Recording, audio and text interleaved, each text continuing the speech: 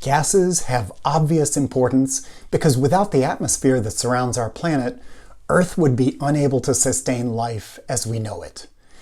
Scientists can make detailed studies of molecules in the gas phase because they are essentially free of the complexities of intermolecular interactions that can complicate the studies of liquids and solids. Unlike liquids and solids, which have their own characteristic densities, the density of a gas depends on the volume of its container, because it naturally expands to fill the container, leaving empty space between the molecules as they fly around inside the container. Pressure at the walls of the container is a result of momentum exchange, as molecules bounce off the walls, changing direction. The force on each wall is the momentum exchange per unit time, and the pressure is the force per unit area of the wall. Because gases consist of mostly empty space, they are highly compressible, and in 1662, Robert Boyle discovered that when the temperature of a gas is held constant, the product of its pressure and volume is equal to a constant. We can understand this intuitively because as the volume decreases, the frequency of wall collisions increases, and this results in an overall increase in pressure. It wasn't until the 1780s that Jacques Charles, a French inventor and avid balloonist, discovered that when held at constant pressure, the volume occupied by a gas is proportional to its temperature. Again, we can understand this by recognizing that molecules move faster at higher temperatures, so the momentum exchanged with the walls increases. Later, it was by extrapolating data like these to zero volume that the absolute temperature scale was discovered. In 1801, John Dalton observed that the total pressure of a mixture of different gases is equal to the sum of the partial pressures of each gas, where the partial pressure depends only on the mole fraction of the gas. Note that the partial pressures are independent of the identities of the gases and therefore independent of the masses of the different kinds of molecules. It meant that all gases have essentially identical behavior with respect to temperature, pressure, volume, and the numbers of moles, which is a pretty astounding result. Dalton used that knowledge to formulate the ideal gas law, which is shown here. The constant R is called the universal gas constant, and it has the value 8.314 joules per mole Kelvin in SI units. Often, though, you will see gas law problems solved in more conventional units, where pressure is expressed in atmospheres and volume in liters. In this case, we can apply the necessary conversion factors to get the value of R as 0.082054 liter atmospheres per mole Kelvin. There are many different units of pressure, typically depending on the application. A rudimentary barometer can be constructed using a glass U-tube filled with liquid mercury. The pressure of the atmosphere on the open end of the tube causes the two levels to be separated by a distance that's typically reported in millimeters of mercury, or torr. Atmospheric pressures in the US are also measured in inches of mercury. Sometimes pressures are measured in pounds per square inch, or psi. The SI unit of pressure is the pascal, which is 1 Newton per meter squared.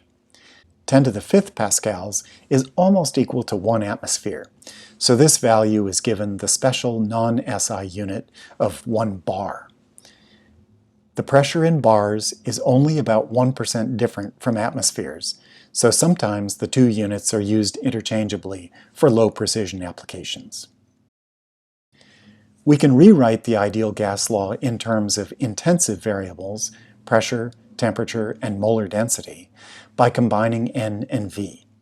Formally, this is an equation of state, because for an ideal gas, if you know any two of the intensive variables, you can calculate the third value from the equation.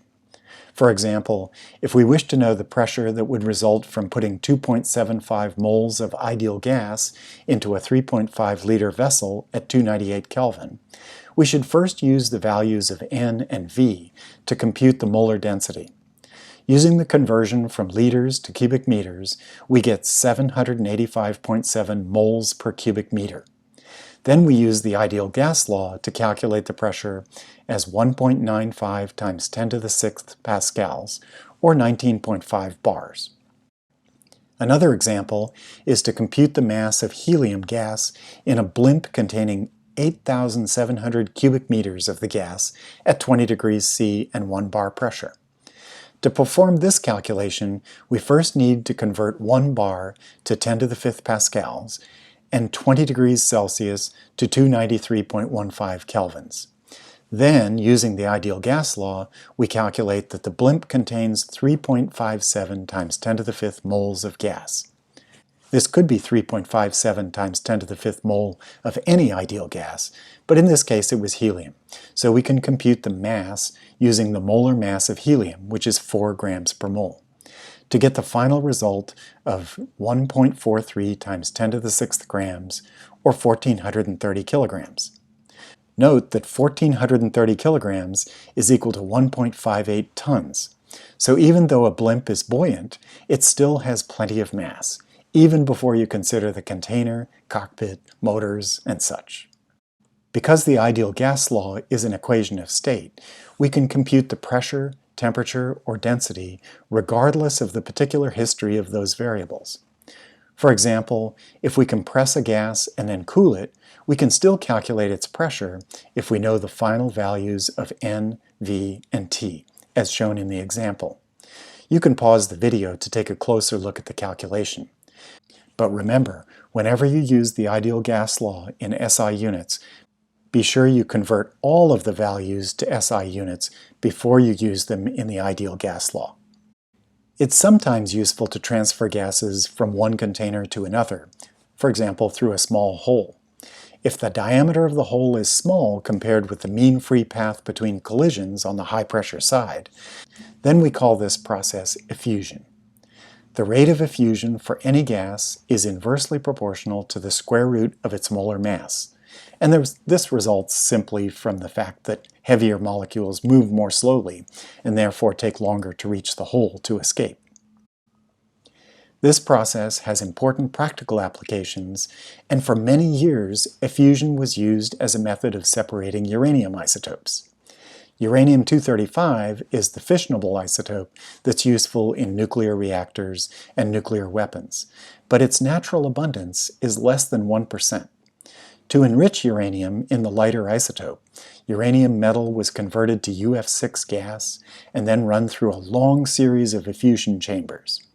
The ratio of UF6 molar masses for the two isotopes is only slightly different from one, so more than 250 successive enrichment steps are required to produce a sample that has even a few percent of uranium-235 in it. Nowadays, this separation is carried out with high-speed gas centrifuges, which are more efficient than the effusion separators.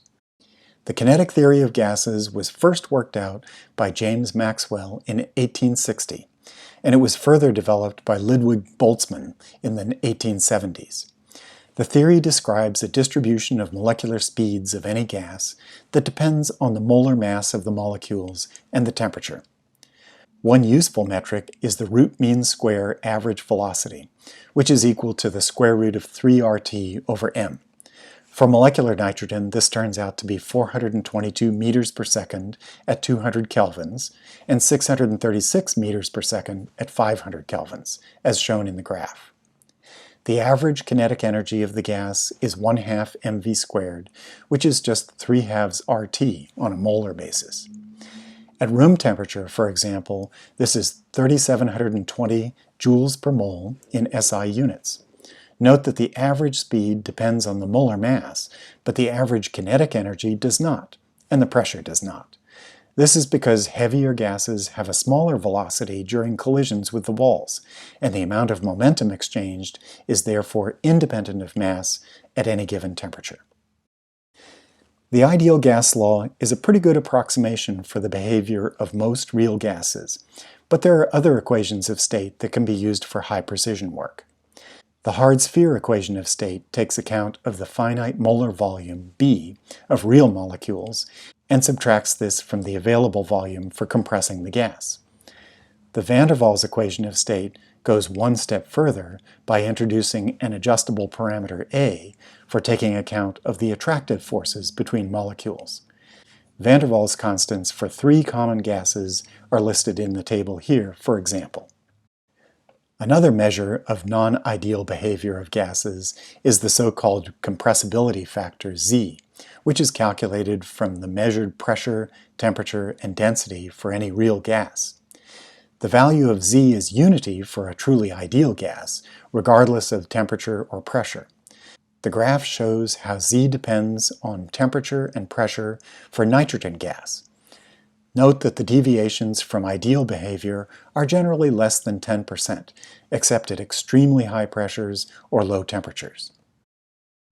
The kinetic theory of gases is the basis for our understanding of molecular collisions and gas phase chemical reactions. Many highly detailed investigations have studied the way that gas molecules are scattered from each other and from solid surfaces in ultra-high vacuum environments.